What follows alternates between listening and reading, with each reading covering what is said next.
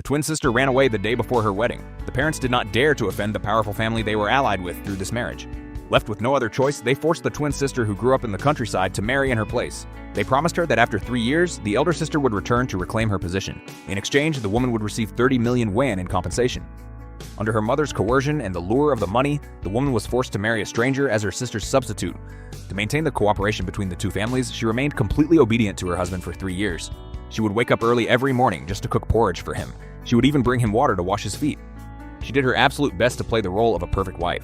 Unexpectedly, the man slowly began to be moved by her devotion. He started to truly treat her as his wife. He even began preparing occasional surprises to make her happy. But just as the woman began to dream that her sister would never return, the man's first love suddenly reappeared. In an instant, the woman was pulled back to a harsh reality. The man immediately became cold and distant toward her once again. On their wedding anniversary, the woman prepared a massive feast and waited for him to come home, but the man never showed up. Instead, he called to say that his first love wasn't feeling well and demanded that the woman deliver sanitary pads to her immediately. Though the woman felt a sting of resentment at the request, she complied with her husband's demand just as she always did. She immediately grabbed the sanitary pads and rushed to the designated location. Despite getting stuck in a traffic jam, she ran through the pouring rain to reach the clubhouse. But when she arrived, she overheard the man talking about her with his friends. Even his friends couldn't stand his behavior. They accused the man of going too far by making his own wife deliver sanitary pads to his first love. They told him he should learn to cherish his wife, but the man replied indifferently, saying that between his first love and his wife, he would choose his first love without a second thought. Hearing this, the woman's heart shattered. Yet she chose not to make a scene, only because she felt this marriage never truly belonged to her.